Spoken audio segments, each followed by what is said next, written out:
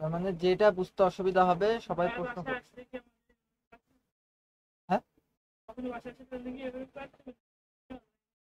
আমি বাসায় আসার সম্ভাবনা মনে করো যে, মানে আমার ইচ্ছা হলো আমি এর মধ্যে ঢুকবো, যদি কোনোদিন ঢুকি ডাক দেবো চলে আসবো। আর যদি মনে করো আর কোনোদিন না ফিরি, কোনোদিন হারাই যাবো, তো আমার আর কেউ খুঁজে পাবে না। তো এই তো মনে করো যে আছেই এরকম। তো ক্লাস তো অনলাইনে চলবে, এখন যেরকম দেখছো না এইভাবে স্লাইডে অনলাইনে চলবে। তো এখন যদি বুঝতে পারো অনলাইনে বুঝতে পারো। তো কারণ এর চাইতে বেশি কিছু আর মানে এর চাইতে আলাদা কিছু হবে না অনলাইন। বুঝছো? আর আমি কিন্তু এইভাবে স্লাইডে পড়বো, আর স্লাইডে তোমরা কয়েকদিন ধরে তো পড়েছো, মানে 2-3 সপ্তাহ পড়েছো না স্লাইডে। তো স্লাইডেই তো তোমরা ভালো বোঝো। আর যখন তোমরা অনলাইনে পড়বে এখন তো তোমাদের সাথে আমি তাকায় তাকায় কথা বলতে পারছি না, তখন আমি তো তাকাতে পারবো। বুঝছো? এখন তো এইভাবে বসছি, তখন তো আমি সরাসরি বসবো, তোমরা ওই পাশে বসবে, তাই না? আশা করি ভালো হবে। তো হ্যাঁ, কি বলছো? তোমরা ক্যামেরা যদি অন করো দেখা যাবে, বাট না অন করাই ভালো। ঠিক আছে, অনলাইন ক্লাস, অনলাইন ক্লাসে ও, ওর মুখ দেখলি মানে আমিও ঠিকঠাক ক্লাস নিতে পারবো না। মানে কিছুক্ষণ ধরে আমি হাসি, মানে আচ্ছা। তো এখন দেখো, কবিতাটা আসো খুব খুব সামান্য ভাবে বুঝবা। দেখো এরা হোয়াইট বোর্ড সেভাবে বুঝবা। দেখো এনার নাম কি? এনার নাম হচ্ছে মাইকেল মধুসূদন দত্ত। তো ইনার জীবনী নিয়ে আমি তোমাদের বহুত বলেছি, ছোট ছোট ছোট ছোট ছোট করে বহুত বলেছি না? তা আজকে যদি আমি এর জীবনী নিয়ে আবার বলতে থাকি, বহুত বড় কবিতা, মানে আমি নামাতে পারবো না আসলে, হ্যাঁ, আমি শেষ করতে পারবো না। এই জন্য এই জন্য আমি বলি কি, যে আমি শুধু আজকে কবিতার উপরে ফোকাস করতে চাচ্ছি। বিভীষণের প্রতি মেঘনাদ এই কবিতার উপরে আজকে ফোকাস করতে চাচ্ছি, বুঝতে পেরেছো? তো এখন এই যে বিভীষণের প্রতি মেঘনাদ, আসলে এই নামের কোনো কবিতা ছিলই না। বুঝছো? এই নামের কোনো কবিতা ছিলই না। এই কবিতাটা আসছে হচ্ছে মেঘনাদ বধ।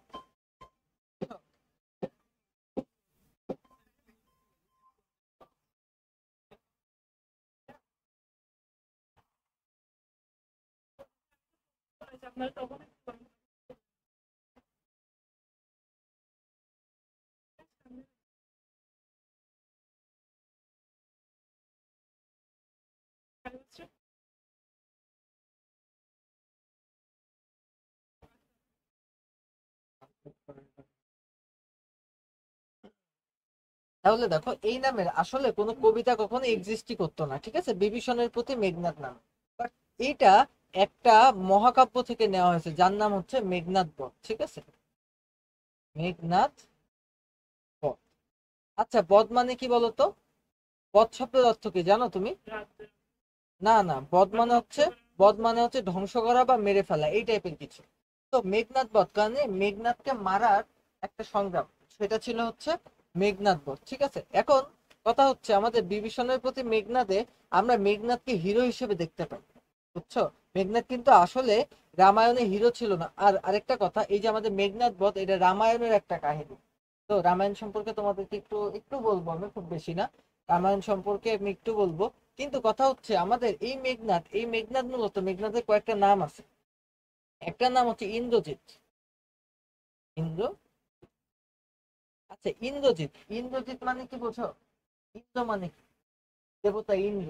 হিন্দুদের বলা হয় দেবতাদের রাজা, মানে দেবতাদের সম্রাট, মানে সর্বোচ্চ দেবতা ইন্দ্র। তো একদিন এই মেঘনাদ ইন্দ্রজিৎকে পরাজিত করে ফেলে। বুঝছো? একটা যুদ্ধে ইন্দ্রজিৎকে পরাজিত করে ফেলে, যার কারণে তার নাম হয়েছে ইন্দ্রজিৎ। ইন্দ্রকে পরাজিত করে সে জিতে যায়, তাই তার নাম হয়েছে ইন্দ্রজিৎ। আচ্ছা, 2 নম্বর মেঘনাদের আরেক নাম হচ্ছে বাসু বিজয়ী। বাসু বিজয়ী, বাসু বিজয়ী, ঠিক আছে। বাসু বিজয়ী শব্দের অর্থ কি বলতো? বাসু বিজয়ী। সে কেন বাসু বিজয়ী জানো? এই যে বাসু বলতে বোঝানো হয়েছে তোমার দেবতা ইন্দ্রকে। তো ইন্দ্রকে বিজয় করে, তাই তার নাম হয়েছে বাসু বিজয়ী। বুঝতে পেরেছো? আচ্ছা, এই মেঘনাতে আরো একটা নাম আছে, তার নাম হচ্ছে অরিন্দম। কি নাম? অরিন্দম। অরিন্দম, অরিন্দম শব্দের অর্থ, অরি শব্দের অর্থ কি জানো? অরি শব্দের অর্থ হচ্ছে শত্রু। আর এই যে দম, এই দম শব্দের অর্থ হচ্ছে দমনকারী, মানে যে শত্রুকে দমন করে। অরিন্দম শব্দের অর্থ কি? যে শত্রুকে দমন করে। আমার কথা কি বুঝে গেছে? তার মানে এই যে মেঘনাদ, মেঘনাদের কয়েকটা নাম এই কবিতার মধ্যে যে মাইকেল মধুসূদন দত্ত দিয়েছে, তোমরা কি সেই নামগুলো বুঝতে পেরেছো? আচ্ছা, তো এখন যদি বুঝতে পারো তাহলে আমি তোমাদেরকে বলি, এই যে বিভীষণ, বিভীষণ আসলে কে ছিল তোমরা কি কেউ জানো? হ্যাঁ, কে ছিল? তোমার কি মনে হয়? দেখো, বিভীষণ আমি তোমাদেরকে বলি এক এক করে, যে বিভীষণ আসলে ছিল হচ্ছে, দেখো, বিভীষণ ছিল হচ্ছে মেঘনাদের চাচা, মেঘনাদের কি চাচা। তো বিভীষণ মেঘনাদের চাচা কিভাবে? তো দেখো, বিভীষণরা ছিল মোট তিন ভাই। তো তিন ভাই, একজনের নাম কি ছিল জানো? একজনের নাম ছিল হচ্ছে রাবণ। রাবণ, এই রাবণই হচ্ছে তোমাদের রাক্ষসপুরের শ্রেষ্ঠ সন্তান। তো রাক্ষসপুর মানে একটা বংশ ছিল, রাক্ষস একটা বংশের নাম। তো ওই বংশের শ্রেষ্ঠ সন্তান হচ্ছে রাবণ। আচ্ছা, তো রাবণের সাথে আর কে কে ছিল বলতো? বিভীষণ, বিভীষণ। আর আরেকজনের নাম ছিল কুম্ভকর্ণ, কুম্ভকর্ণ।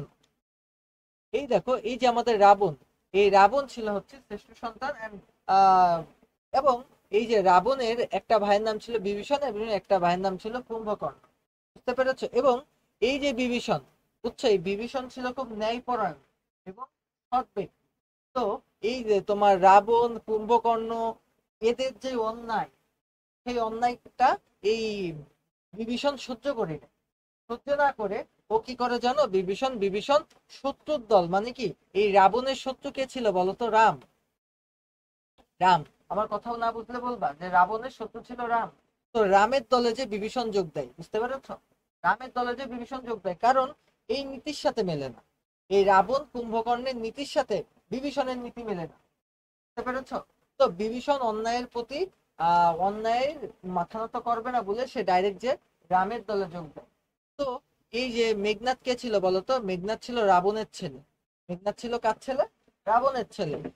মেঘনাদ যেহেতু রাবণের ছেলে, তাই বিভীষণ আর মেঘনাদের মধ্যে কথোপকথন হচ্ছে, মেঘনাদ বিভীষণের শাসাচ্ছে এখন, যে তুমি এই কাজ করলে, তুমি আমার চাচা, তোমার মা ও নিকষা সতী, তোমার মা, তোমার তোমার ভাইপো হচ্ছে বসু বিজয়, তোমার ভাইপো বসু বিজয় যে ইন্দ্রকে জয় করে ফেলেছে, তোমার ভাই রাক্ষসদের সবার শ্রেষ্ঠ, তোমার আরেক ভাই কুম্ভকর্ণ যে শিবের মতন শক্তিশালী, তুমি তার ভাই হয়ে কিনা তুমি হচ্ছে একটা শত্রুর দলে যোগ দিলে, এটা কি তোমার মানাই চাচা? এটা কি তোমার মানাই? এটা কোন নীতি? এটা কোন নীতি? বুঝতে পেরেছো? এই নীতি তুমি কোথায় শিখলে? এইভাবে মেঘনাদ কুম্ভকর্ণরে শাসাচ্ছে এবং বলছে যে তুমি একটু সরো, তুমি একটু সরে যাও, আমি যাই, আমি যে অস্ত্র নিয়ে আসি, আমি যুদ্ধ করব, এখনই আমি লক্ষণকে হারাই দেবো। আমরা আস্তে আস্তে কবিতা পড়লে পুরোটা বুঝতে পারবো। আসলে মেঘনাদের সামনে সেই সময় রাম আসে না, লক্ষণ আসে।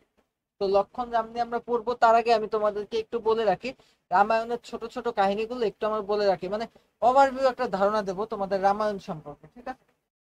এখন মূল কথা হচ্ছে, অনেকে মনে করো যে রামায়ণ মনে হয় হিন্দু ধর্মের কোনো গ্রন্থ। আসলে এটা একটা ভুল ধারণা। রামায়ণ একটা হিন্দু ধর্মের গ্রন্থ না, মানে রামায়ণ কোনো ধর্মগ্রন্থ না একটা। রামায়ণ একটা মহাকাব্যের নাম। বুঝতে পেরেছো? রামায়ণ একটা মহাকাব্যের নাম। এবং রামায়ণ বাংলা ভাষায় আমাদের আমাদের সাহিত্যের খুব সুন্দর একটা নিদর্শন রামায়ণ।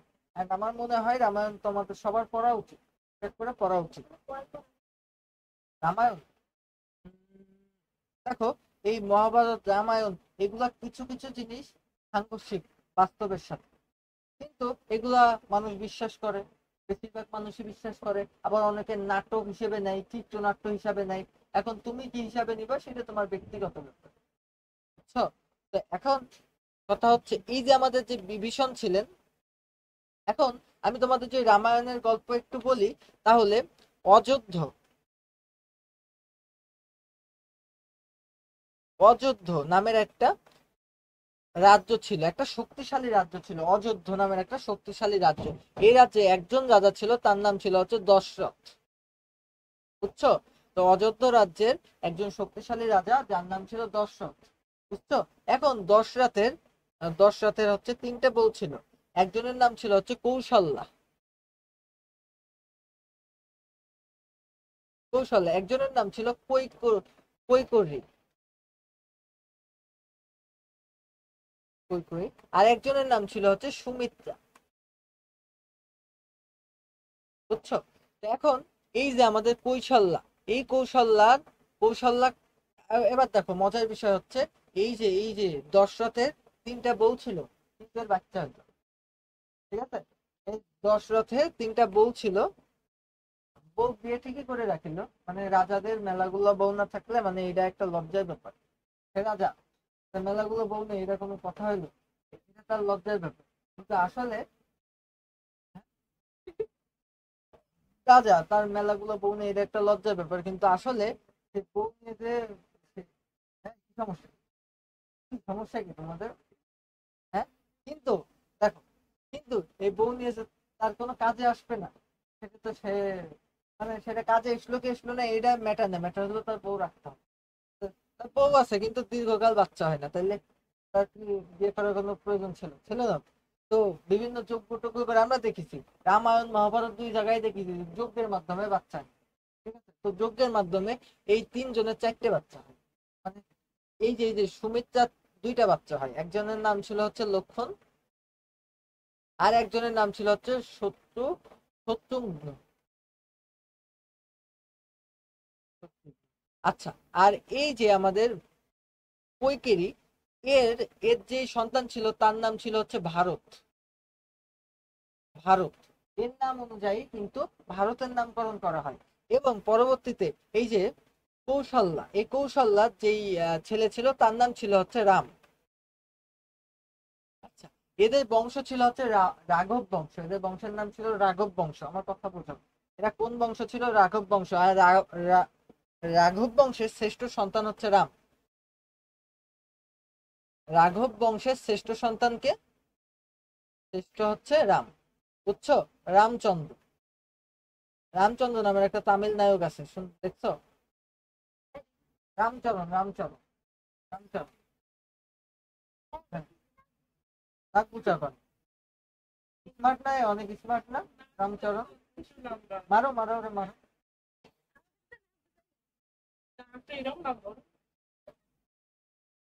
এই রেকর্ডিং তোমাদের বাপ মা যদি শোনে, পড়ানো বাদ দিয়ে তামিল নায়কের কান নাক মুছা নিয়ে কথা হচ্ছে। মানে পুরো কট, আজকে পুরো কট সবাই কেটে কেটে একজনের মা বাবার কাছে পায়। তো দেখো, আমার কথা বুঝতে পেরেছো? তো এখন আমার কথা কি বুঝছো? এখন হয় কি যে একটা জনক নামের একটা রাজ্য ছিল, জনক নামের একটা রাজ্য ছিল। ওই রাজ্যের একটা মেয়ে ছিল, মানে ওই রাজ্যের রাজার নামই ছিল জনক। তো জনক রাজার যে মেয়ে ছিল মানে রাজকুমারী, সেই মেয়ের নাম ছিল হচ্ছে সীতা, বুঝছো? জনক রাজার যে রাজকুমারী তার নাম ছিল সীতা। এখন রাজা ঘোষণা দেয় যে একটা প্রতিযোগিতার মাধ্যমে তার স্বামী নির্বাচন করা হবে, বুঝছো? একটা প্রতিযোগিতার মাধ্যমে তীর আকাশে তুলে, মানে একটা ধনুক আকাশে তুলে, যে ওই ধনুকটাকে তুলতে পারবে, মানে ওই ধনুক যে তুলতে পারবে সে হচ্ছে বিজয়ী। এবং সে, হ্যাঁ, ধনুক মাটিতে রাখা, ওই ধনুক হাত দিয়ে তুলতে হবে, যে তুলতে পারবে সে হচ্ছে কি বলতো, সে হচ্ছে সীতাকে পা, এক কথা বুঝতে পেরেছো? মানে এখন এই বিষয়ে অনেক মতামত, দ্বিমত, অভিমত, মেলা কিছু আছে। তো এইটা আসলে মানে হাইপোথেটিক্যাল, ঠিক আছে? যে রাম ছাড়া আর কেউ তুলতে পারবে না এমন একটা ধরন, এটা হাইপোথেটিক্যাল ব্যাপার স্যাপার। থোরের নাম শুনেছে কেউ? থোর, হলিউড মুভিতে ওই অ্যাডভেঞ্চারের থোর ছিল না? থোর যার একটা হ্যামার ছিল, হ্যামার হাতুড়ি ছিল যার, তো ওই হাতুড়ি থোর ছাড়া আর কেউ তুলতে পারে না, জানো? তো ওই সেম রিলেটেড একটা ব্যাপার, এটা হাইপোথেটিক্যাল, ঠিক আছে? এটা নিয়ে তুমি বেশি ভাবলে হবে না। তো সীতার যেই যে ধনুকটা ছিল, ওই ধনুকটা কোনো যুবরাজ তুলতে পারে নাই, অনেক রাজ্যের রাজকুমাররা এসে তোলার চেষ্টা করে পারে নাই, বাট রাম যে তুলে, শুধু তোলে না, ধনুকটা ভেঙে ফেলায়, বুঝছো? তো এইটা দেখে তোমার জনক রাজা সীতাকে দিয়ে দেয়। দেওয়ার পরে এবার তারা বাড়িতে আসে। এবার কথা হচ্ছে, তো এই যে আমাদের রামের যে বাপ ছিল, বাপের নাম কি ছিল? দশরথ। তো রামের পিতা দশরথ রামকে পরবর্তী রাজা ঘোষণা দিতে চায়।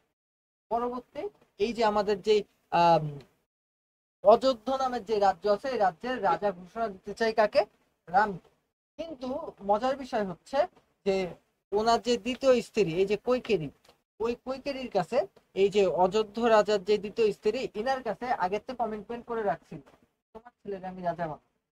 তো তার কারণে, এর বিরোধিতার কারণে তোমার হচ্ছে দশরথ বাধ্য হয় যে তোমার রামের জায়গায় ভারতকে রাজা দিতে। পরবর্তীতে ওই রাজ্যের নাম ভারত। তো এখন এই যে ভারতকে যে রাজা দেয়, এবং বাধ্যবাধকতার খাতিরে তোমার রামকে 14 বছর বনবাসে কাটাতে হবে। এবং ওই যে তার ছোট ভাই রাজা হচ্ছে, তার ছোট ভাইয়ের রাজত্বকাল শেষ না হওয়া পর্যন্ত সে বনবাসে থাকবে। এবং ওই যে সে বনবাসে ছিল, তার সঙ্গী ছিল হচ্ছে তার আরেক মায়ের ছেলে, তারই ভাই। তার নাম ছিল এই যে সুমিত্রার ছেলে লক্ষণ। বুঝছো? লক্ষণ তার সাথে ছিল। এবং এবং তার সাথে আরেকজন ছিল, তার নাম ছিল কে? সীতা। মানে এই তিনজন মিলে তারা বাড়ি ছেড়ে দেয়। এবং তারা কোথায় থাকে বলতো? জঙ্গলে থাকে। এবং জঙ্গলে একদিন হঠাৎ করে সীতাকে রাবণের পছন্দ হয়ে যায়, এবং রাবণ তুলে নিয়ে লঙ্কাতে। বুঝছো? এখন এখান থেকেই আস্তে আস্তে হনুমান সেনা ফেনা সব মিলে শুরু করে লঙ্কা রাজ্যে হামলা। মানে এই জায়গা থেকেই মূলত রামায়ণের যুদ্ধের কাহিনী শুরু। এই যে রাবণ সীতাকে যে নিয়ে যায়, তারপর থেকে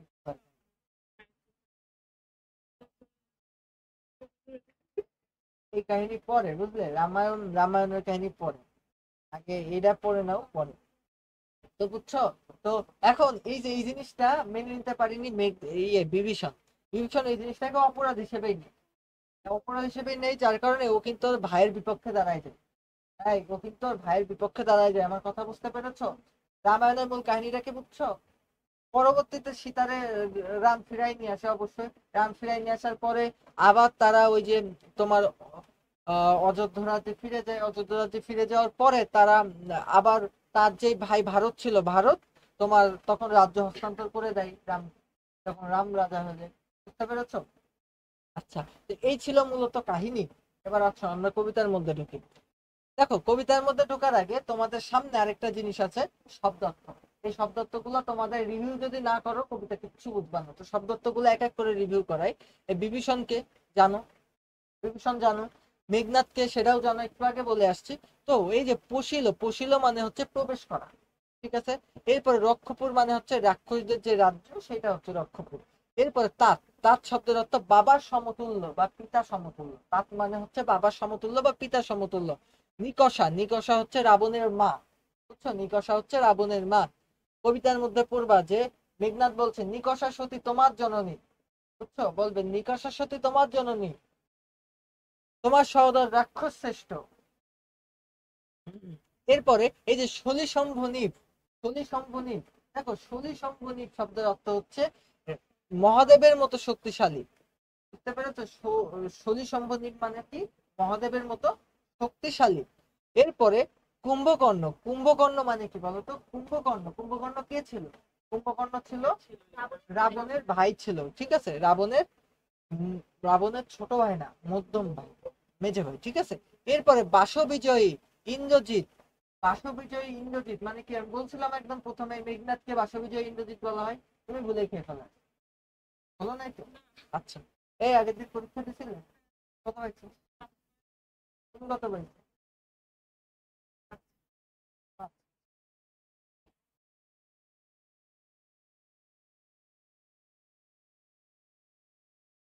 ট্যাব নিয়ে আসলে কার ওটা? কখন পেয়েছে এটা? ঠিক আছে। তাহলে তোমার আমরা ফোন দিয়ে বলবো যে পরীক্ষা না দিলে ট্যাব নিয়ে নিতে। পরীক্ষা না দিলে ট্যাব নিয়ে নিতে বলবো, তো তোমার ট্যাব,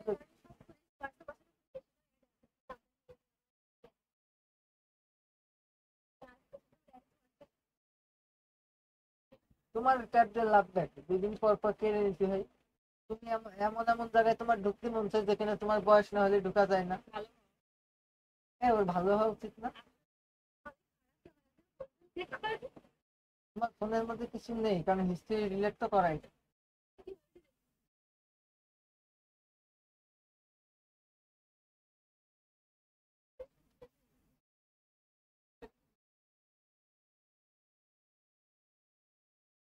আচ্ছা, তস্কর শব্দের অর্থ চোর। তস্কর শব্দের অর্থ কি? চোর। ঠিক আছে, তস্কর শব্দের অর্থ হলো চোর। গঞ্জি, গঞ্জি মানে কি? এই গঞ্জি মানে কি বল? গঞ্জি, গঞ্জি তিরস্কার করা। এই ফোনটা না, না তুমি তাহলে দেখায় নাও first।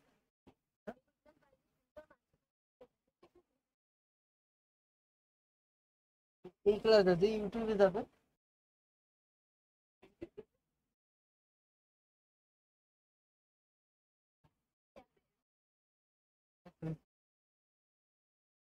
পিঙ্ক।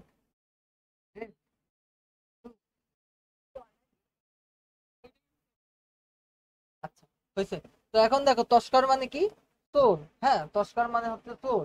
এরপরে গঞ্জি শব্দের অর্থ কি? গঞ্জি, গঞ্জি মানে হচ্ছে তিরস্কার করা, বকাঝকা করা। ঠিক আছে, এরপরে সমন ভবন। আচ্ছা, সমন ভবন মানে কি জানো? সমন ভবন মানে হচ্ছে জমের দুয়ার। সমন মানে হলো মৃত্যুর দেবতা। সমন, সমন দেওয়া। জানো কোর্টের তো সমন পাঠে, কোর্টের তো জানো সমন জারি করে, জানো না? কোর্টের তো সমন জারি করে, সমন। আচ্ছা, সমন মানে কি? জমের, জমের জায়গা। ঠিক আছে, রামানুজ দেখো এই কইতা। আচ্ছা, ভঞ্জিব হবে, ভঞ্জিব মানে হচ্ছে যুদ্ধ করবে, ভঞ্জিব হবে মানে যুদ্ধ করা। আচ্ছা, ধীমান, ধীমান মানে হচ্ছে জ্ঞানী, হে ধীমান মানে এ জ্ঞানী। আচ্ছা, এই যে আমাদের রাঘব, রাঘব মানে হচ্ছে রাঘব বংশের শ্রেষ্ঠ সন্তান, রঘু বংশের শ্রেষ্ঠ সন্তানকে বোঝানো হয়েছে। রাঘব বলতে রঘু বংশের শ্রেষ্ঠ সন্তানকে বোঝানো হয়েছে। এটা কি? রামচন্দ্র, বুঝছো?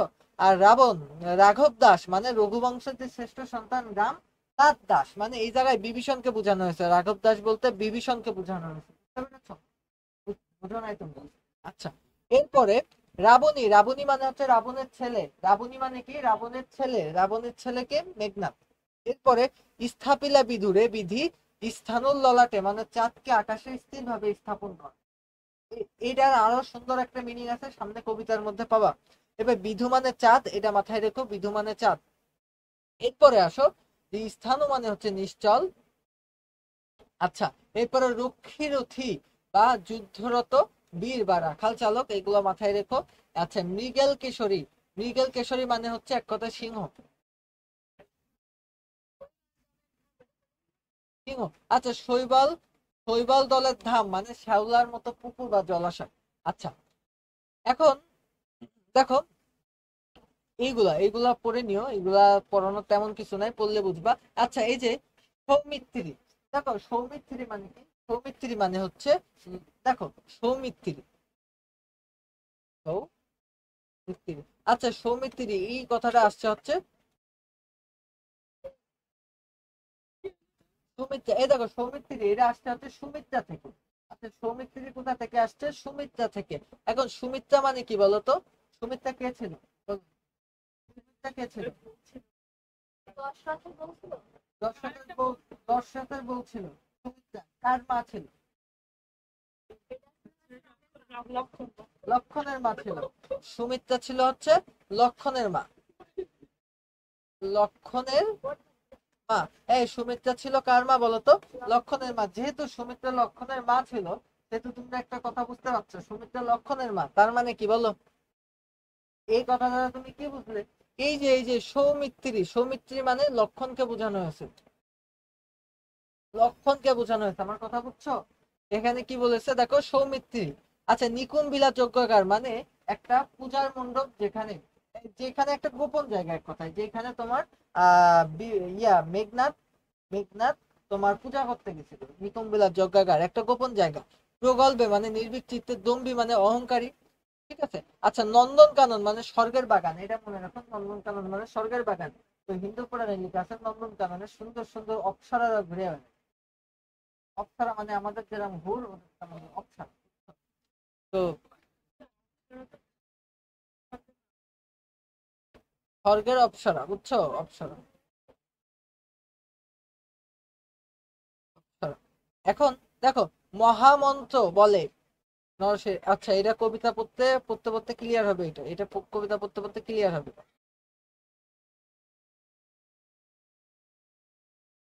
আচ্ছা, এরপরে লক্ষ্মী লক্ষ্য মানে লক্ষ্য করে দেখা, এগুলা ভৎসা মানে তিরস্কার করা, এগুলো তো তোমরা জানোই।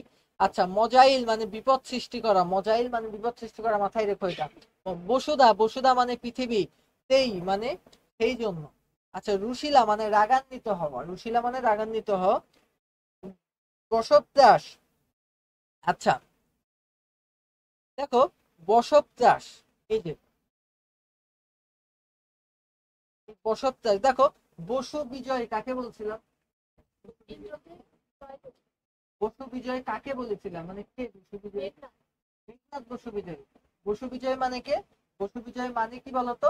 বসু বিজয় মানে হচ্ছে যে ইন্দ্রকে জয় করে ফেলেছে।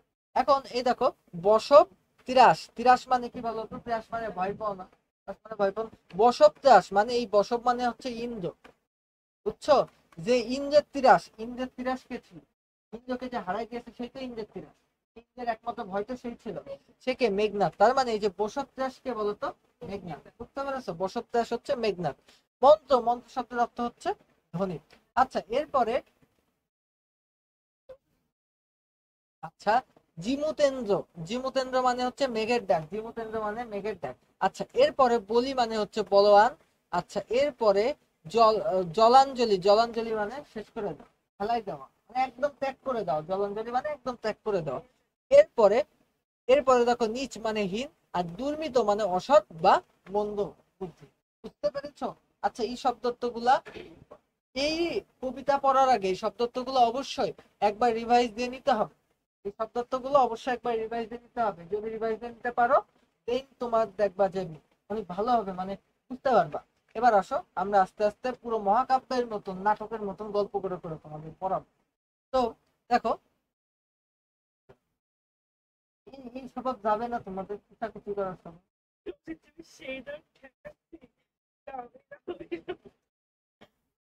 দেখো, এতক্ষণে অরিন্দম, আচ্ছা অরিন্দম মানে কে আমি বলছিলাম? অরিন্দম মানে কে দেখি তুমি বলো। রাবণের ছেলের নাম কি?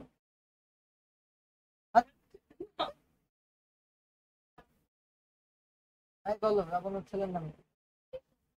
ঠিক না? এই অরিন্দম মানে, আমি এখানে কি পড়ায় আসলাম মাথায় কি, এই যে ইন্দ্রজিৎ, বসু বিজয়, এরপরে তোমার এখানে আমি পড়াইছি অরিন্দম, এগুলা কার নাম? সব মেঘনাদের নাম, আমি পড়াইছি না? তার মানে এতক্ষণে অরিন্দম কহিলা বিশদে, এতক্ষণে অরিন্দম কহিলা বিশদে মানে কি বলতো? বিশদে মানে কি দুঃখিত হয়ে, অরিন্দম মানে কি মেঘনাথকে বলেছে। এখন অরিন্দম মানে হচ্ছে অরি, অরি শব্দের অর্থ যে শত্রু। আর এই যে দম, এই দম মানে হচ্ছে যে শত্রুকে কি প্রতিহত করে, মানে যে শত্রুকে ঠেকায়। তাহলে অরিন্দম মানে কি? অরিন্দম মানে যে শত্রুকে ঠেকায়। এখানে শত্রুকে, এখানে শত্রুকে, এখানে শত্রু হচ্ছে আমাদের লক্ষণ। ঠিক আছে, যে শত্রুকে দেখায়, এই ঠেকায়, বা রাম এবং লক্ষণই শত্রু।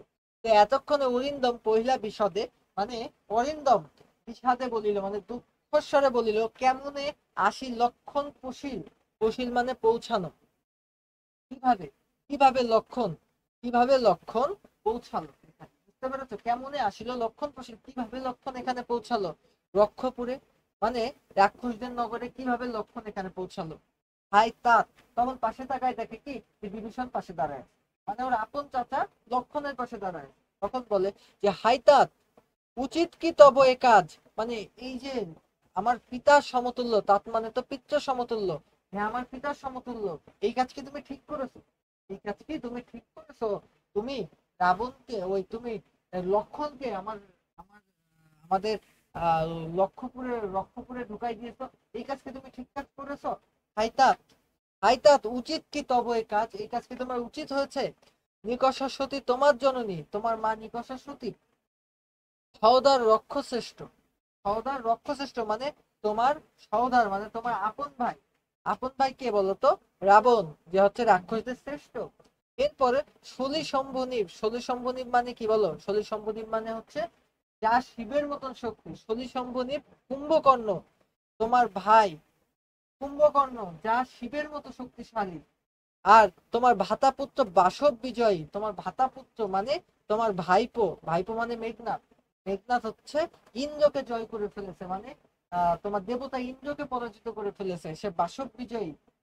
তুমি তার চাচা হয়ে তুমি নিজ পথ তার দেখাও তস করে, তুমি নিজে তার চাচা হয়ে, এদের উত্তরসূরি হয়ে তুমি তস করে মানে চোরে তোমার ঘর দেখাই দিলে। চাচা, তুমি ঘর দেখাই দিলে চোরকে, এটা কোনো কথা হলো? চন্ডালে বসাও আনি, রাজা হলো চন্ডাল, মানে নিম্ন শ্রেণী বোঝানো হয়েছে এখানে। তো এরা নিম্ন শ্রেণীর মানুষকে তুমি রাজার ঘরে নিয়ে চলে আসলে, বুঝতে পেরেছো? এই জায়গায় দেখো মেঘনাদের যে মারাত্মক অহংকার প্রকাশ পেয়েছে। ও মোটেও লক্ষণকে তো গুরুত্ব দিচ্ছেই না, এবং বলছে যে তুমি এই ধরনের একটা মানুষকে তুমি রাজার ঘরে নিয়ে চলে আইছো, তোমার বাবা এই, তোমার মা এই, তোমার ভাইপো এই, তোমার ভাই এই, এরপরেও তুমি এই কাজ করলে, এই কাজকে তোমার দ্বারা আসলে শোভা পায় চাচা? বুঝতে পেরেছো আমার কথা? এরপরে এরপরে কি হলো? কিন্তু নাহিগঞ্জি তোমা, কিন্তু তোমাকে আমি তিরস্কার করব না, তিরস্কার করব না আমি, কিন্তু নাহিগঞ্জি তোমা, কিন্তু তোমাকে আমি তিরস্কার করব না, তোমাকে আমি বকবো না। বুঝতে পেরেছো? মানে রাবণ ওই তোমার মেঘনাদ কিন্তু এখনো পর্যন্ত খুব সম্মান দিয়ে কথা বলছে, তার হিসেবে সম্বোধন করছে, মানে নিজের পিতা হিসেবে সম্বোধন করছে, এবং বলছে যে তোমাকে আমি বকবো না, গুরুজন তুমি পিতৃতুল্য, মানে তুমি গুরুজন, তুমি আমার বাবার সমতুল্য, তোমাকে আমি বকবো না, ছাড়োদার, দরজা ছেড়ে দাও, মানে এইভাবে দাঁড়াইছিল, বুঝছো? তো ছাড়োদার, অস্ত্রাগারে পাঠাইবো রামনুজে সমন ভবনে, যাবো অস্ত্রাগারে, দেখো ছাড়োদার, যাবো অস্ত্রাগারে, মানে আমি এখন যাব অস্ত্রাগারে, মানে যেখানে অস্ত্র আছে আমি সেখানে যাব এখন। আর রামনুজে, দেখো রামনুজ, রামনুজ। আচ্ছা, কলেজে উঠার সময় শুনেছো যে ওই যে নবীনবরণ অনুষ্ঠানে অনুজদের সম্বন্ধে কিছু কথা, ওই যে ওই নবীনবরণে যাওনি তোমরা, তাই না? তো হ্যাঁ, ওই তো যাদের কাজ কাম নেই তারা যায় নবীনবরণ, কাজ কাম, এবং যারা খুব বেশি স্মার্ট তারা যায় না নবীনবরণ। হ্যাঁ, ওই তো বক্তৃতা বক্তৃতা দেওয়ার জন্য মুরগি খুঁজে বেড়ায় কলেজে। হ্যাঁ, যারা সারাদিন আকাশের দিকে তাকাই ঘুরে বেড়ায়, এই তো একটা মুরগি পাইছে, ভাই এদিকে আসো, ভাই এদিকে আসো, এটা করতে হবে, এটা তোমার অনেক বড় দায়িত্ব, এটা তোমার রক্ষা করতেই হবে। ওই তো বলবে, ওই খুঁজে বেড়াই তো সারা।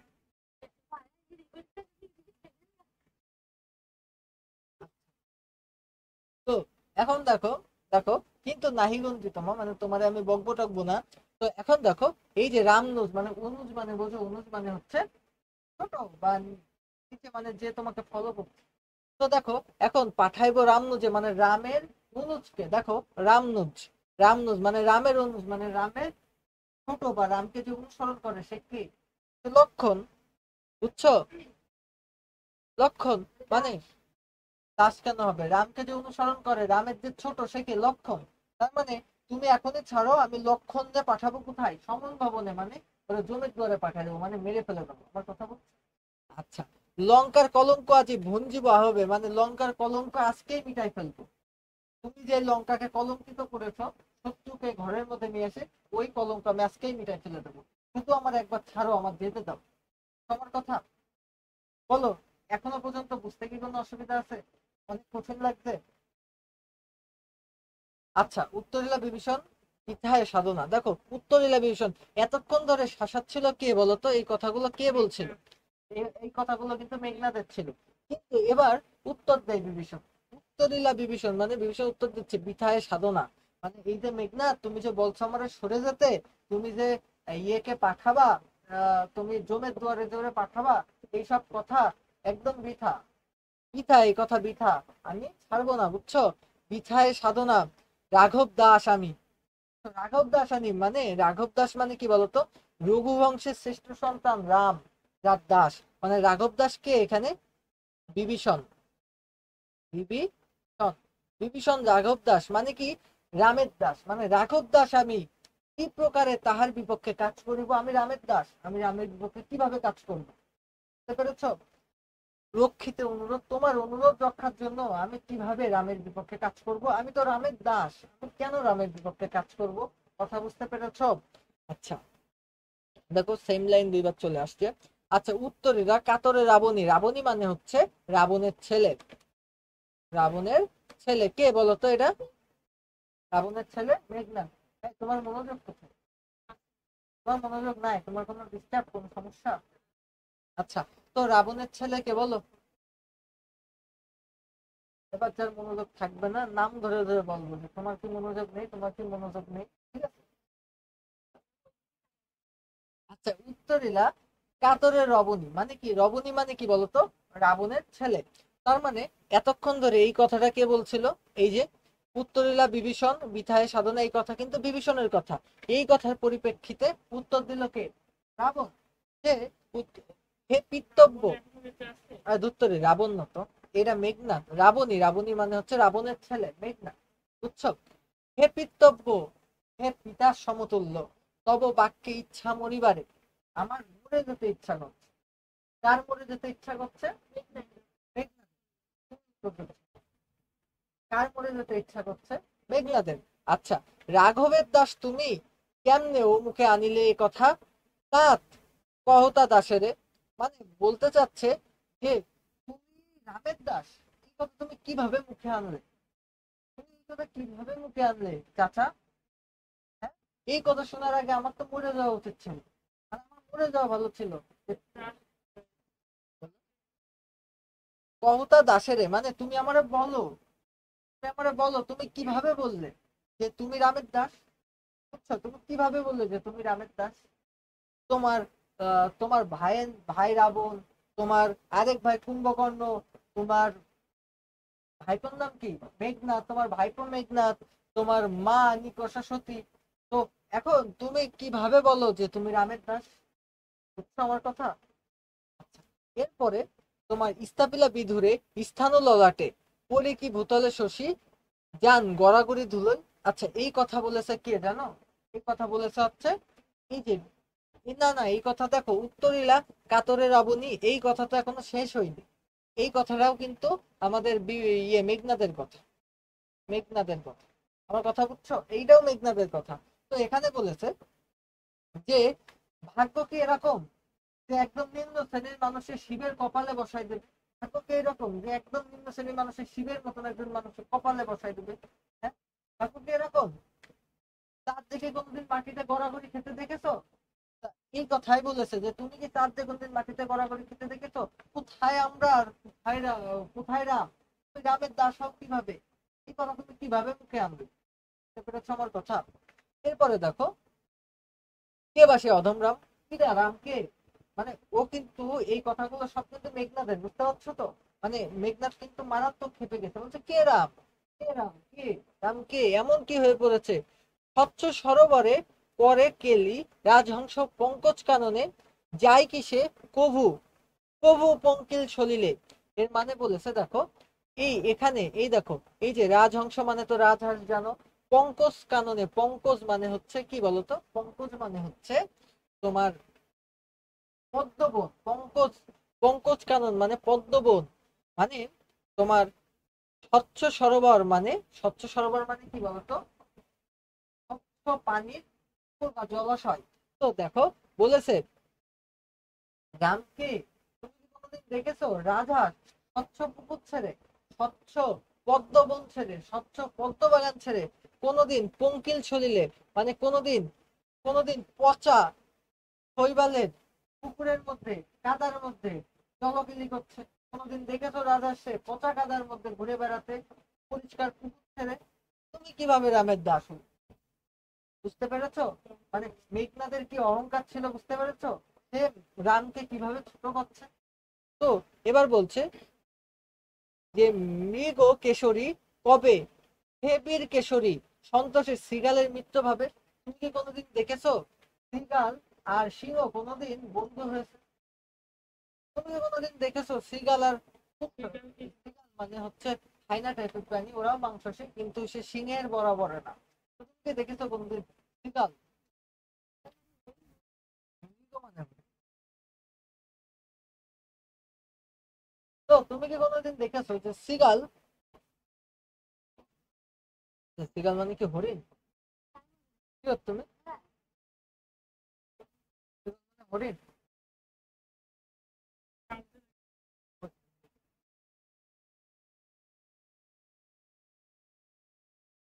ব্রেনেতে উধাও হয়ে যাচ্ছে।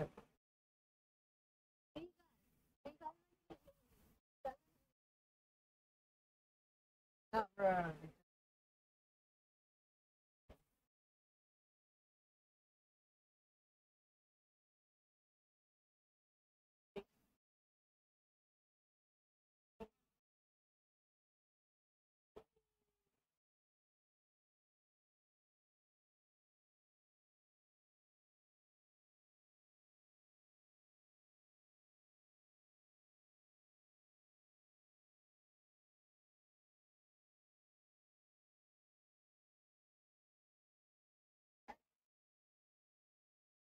আচ্ছা, সিগাল শব্দের অর্থ শেয়াল কোয়ালিটির প্রাণী।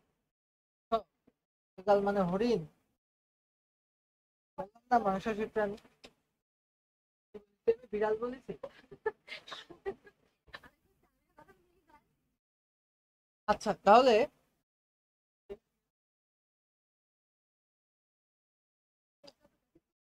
দেখো, মৃগেল কেশরী, মৃগেল কেশরী, মৃগেল কেশরী মানে কি বলতো? মৃগেল কেশরী মানে কিন্তু সিংহ।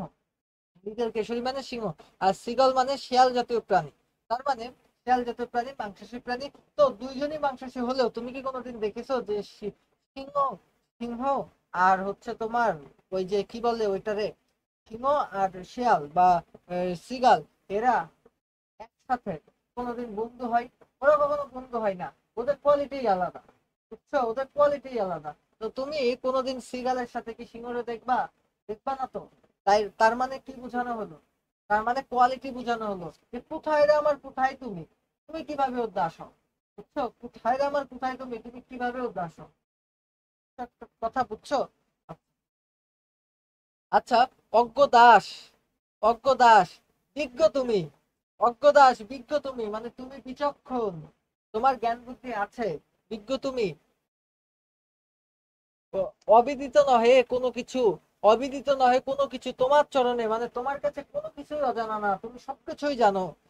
ক্ষুদ্র, ক্ষুদ্রমতি নর সুর লক্ষান, ক্ষুদ্রমতি মানে খুবই নিম্ন শ্রেণীর মানুষ হচ্ছে লক্ষণ। বুঝছো মেঘনাথ কি বলছে? তুমি কিছুই বুঝছো। তুমি এইগুলা করছো কেন? দেখো, ক্ষুদ্রমতি, দেখো দেখো, ক্ষুদ্রমতি নর সুর লক্ষান, ক্ষুদ্রমতি নরসুর লক্ষান, মানে কি বলেছে? নহিলে অস্ত্রহীন যোধে কিসে, অস্ত্রহীন যোধে কিসে সম্বন্ধে সংগ্রামে, কহ মহা, মহারথী কি, মহারথী প্রাথা নাহি শিশুলক্ষপুরে শুনিয়া না হাসিবে এ কথা। এই কথা কি বুঝাইছে মেঘনাথ? মেঘনাথ বলছে যে তুমি তো সবকিছুই জানো, তোমার তো কোনো, আমি বলছি মহারথী কি, মহারথী কি একটু আগে আমি পরে আসলাম ভুলে খেয়ে ফেলাইছো?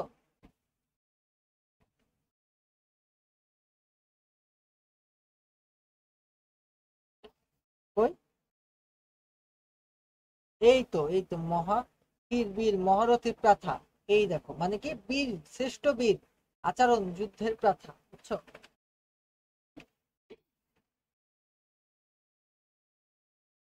তো এখানে কি বোঝানো হয়েছে? দেখো, বলেছে যে তুমি তো সবকিছুই জানো, তুমি তো সবকিছুই জানো, তুমি তো সবকিছু বোঝো।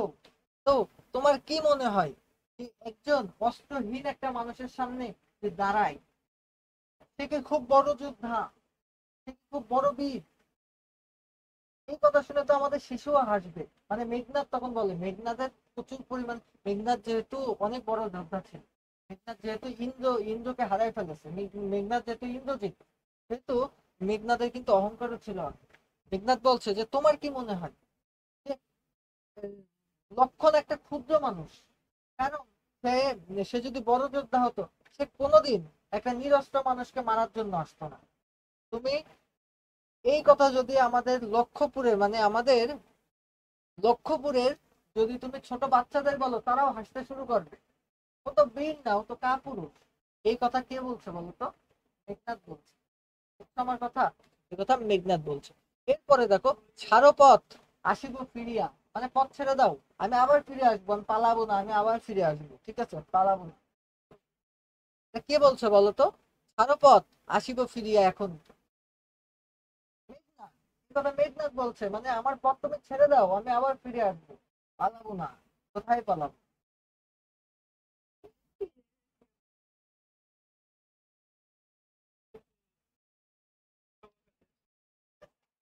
হ্যাঁ, এটা ইউটিউবে যাবে। পরবর্তীতে আপা আসলে কিন্তু আমার শেষ।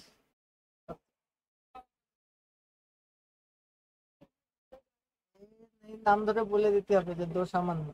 তো এখন দেখো, আচ্ছা ছাড়ো পথ আসিব ফিরিয়া, মানে পথ ছেড়ে দাও, আমি আবার ফিরে আসবো। এখনই, এখনই আসবো আমি। দেখিবে আজি কোন দেব বলে, মানে দেখবো যে কোন দেবতার শক্তিতে, কোন দেবতার শক্তিতে তুমি আজকে আমার এই যে বিমুখে সমরে মোরে সৌমিত্র কুমতি, মানে এই যে সৌমিত্রী, সৌমিত্রী মানে কি বলতো? সৌমিত্রী মানে কিন্তু লক্ষণ। সুমিত্রা কি ওর মা? সেই অনুযায়ী সৌমিত্রী বলেছে লক্ষণকে, বুঝতে পেরেছো? যে এই যে লক্ষণ, তুমি কোন দেবতার শক্তিতে তুমি আজকে আমার সামনে যুদ্ধে দাঁড়াও, আমি দেখবো। আমার একবার ছাড়ো, আমি ফিরে আসি, আমি এখনই ফিরে আসবো। বুঝতে পেরেছো? মানে এই মেঘনাদ কিন্তু পালাই যাওয়ার মতন মানুষ, বুঝতে পেরেছো? মেঘনাদ কিন্তু, এই মেঘনাদ বধে কিন্তু মেঘনাদ মারা যায়, জানো তো? মেঘনাদ মারা যায়, এখানে মারা যায়নি, বাট মেঘনাদ বধ মহাকাব্যে মারা গেছে। খুন করবে কেন? যুদ্ধে মারা যায়। যুদ্ধে মারা গেলে তারা তো খুন বলে না।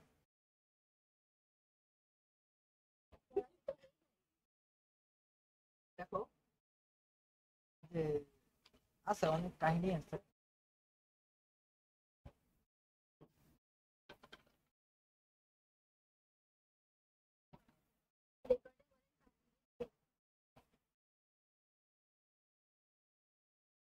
শুভও হয়। আচ্ছা, তো এখন দেখো, হ্যাং হয়েছে, মাথা হ্যাং করে। আমার পিসি যেন হ্যাং না করে, এই জন্য আমি, দেখো পিসিতে কত কিছু কালকে লাগাই নিয়েছি। কোনটা তাতে? এখানে? এতে? হ্যাঁ, কোনটা? এখানে? এটা এইতে ওই ইয়ে কি মার্কারে কালি ভরে রাখি, ওইটা কালিতে এইভাবে লিখি এখানে।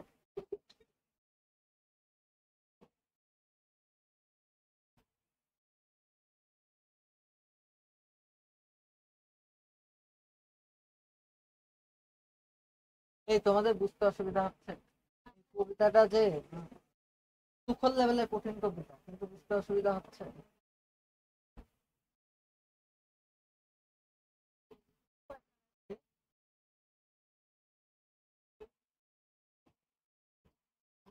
সবই সহজ।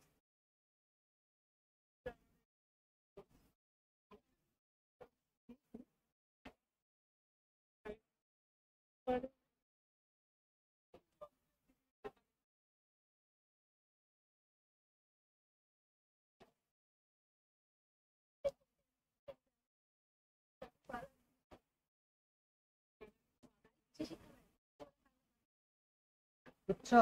এই কবিতাটা সর্বপ্রথম তো আমার স্কিপ করা উচিত, কারণ আমার এইচএসসি সিলেবাসে ছিল না।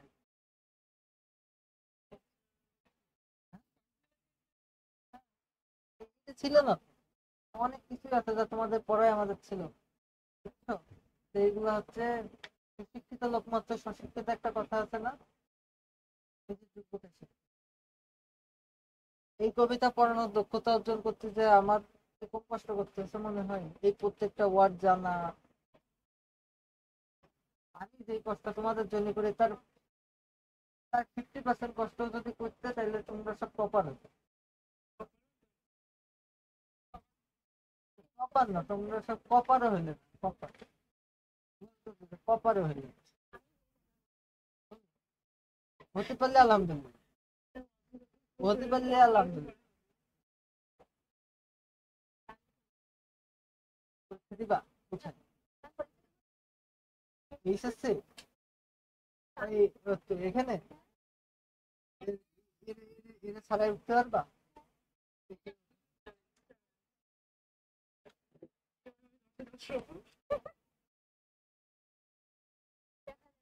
ঠিক আছে, দিয়ে নে দেখি। অবশ্যই এটা বলো। তাইলে আমার এই লাইনটা কি বুঝছো? আমি কি পড়ানো শুরু করবো না আর কি?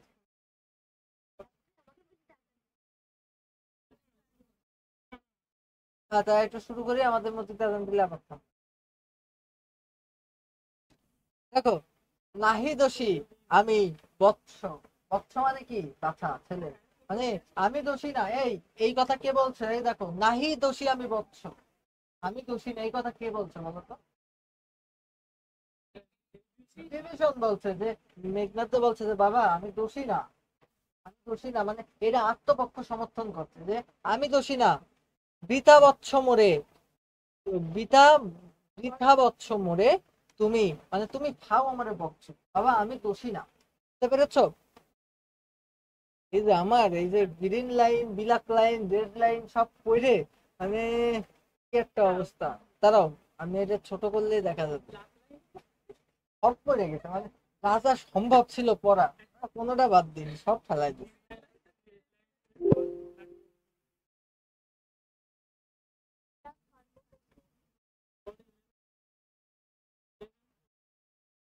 আচ্ছা হইলো। এই তাকাও।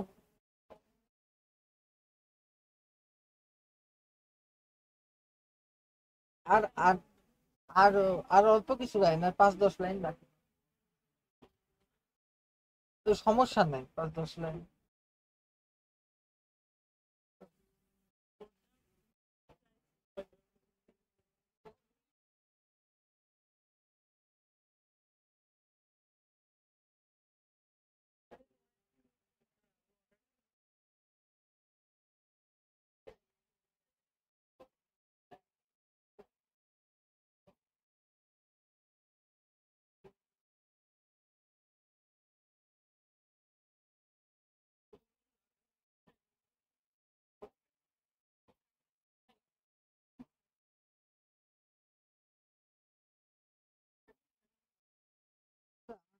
গ্রিন লাইন করলে আমি একটু খুশি হইলাম।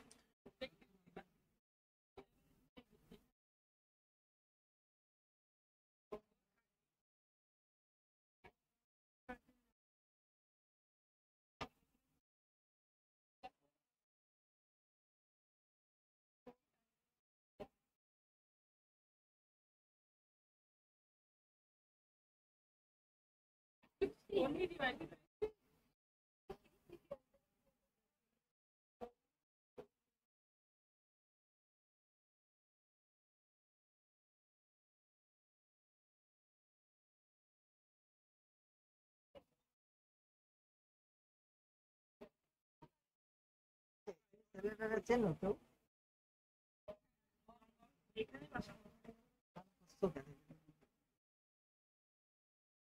একটু বলতাম, একটু বললাম,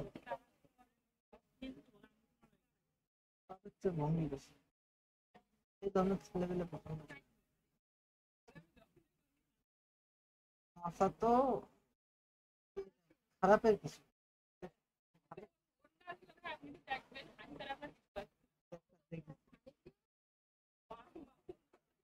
দুই একটা দেখিস মেলা খেলার মধ্যে, কিন্তু কথা হচ্ছে ভারতের বন্ধু।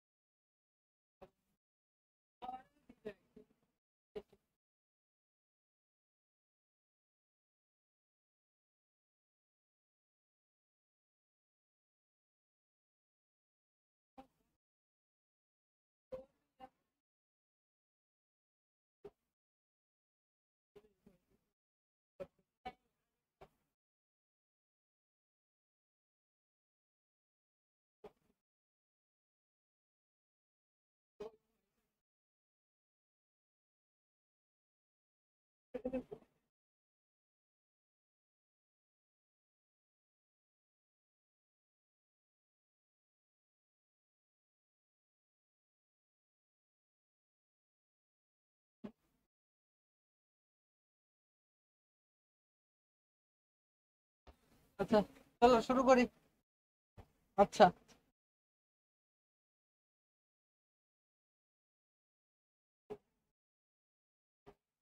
দেখো, বৃথা বৎস মোরে তুমি, এটা কি লেখা?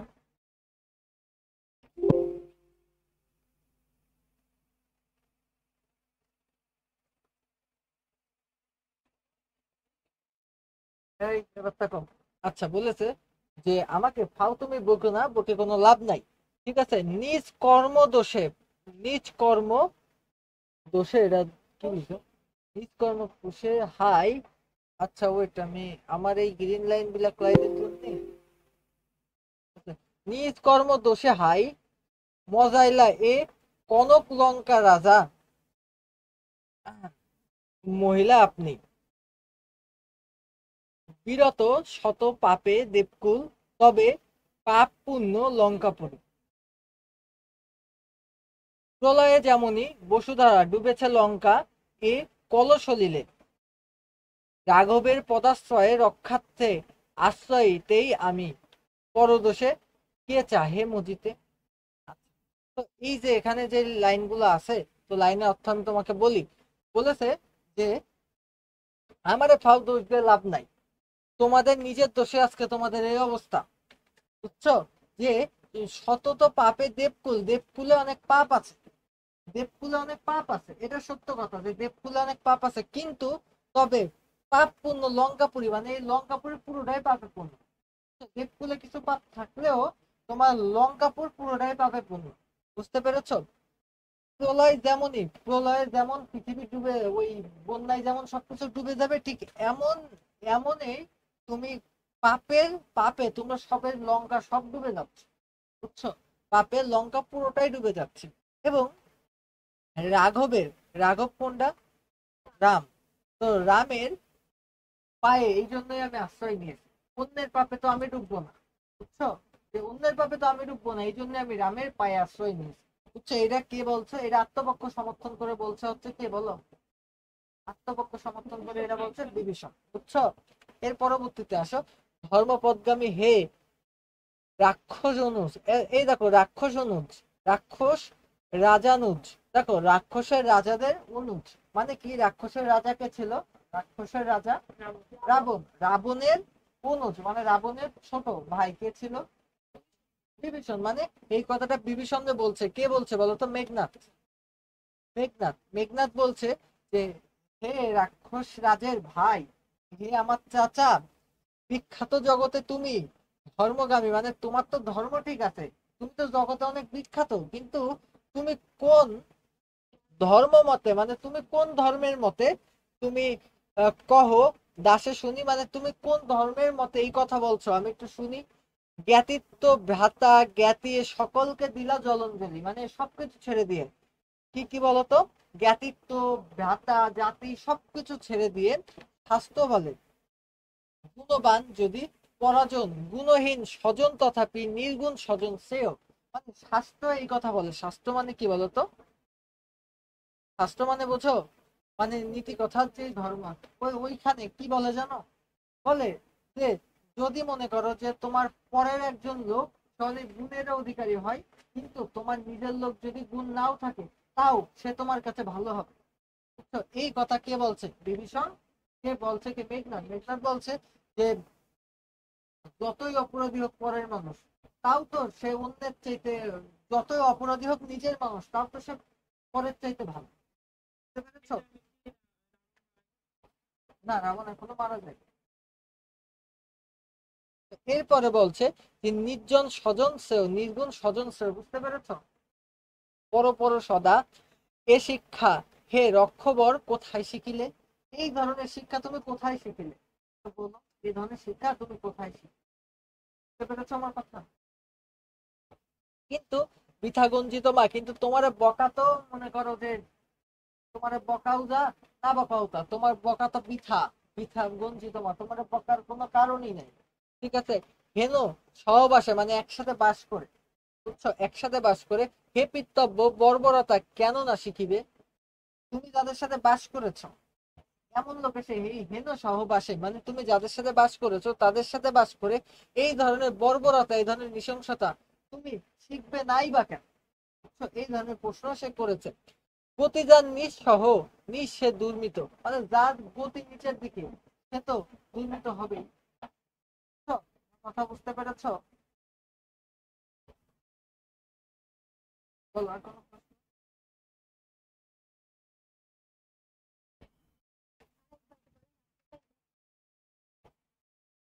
রেকর্ড দেখে নাম দিতে হবে।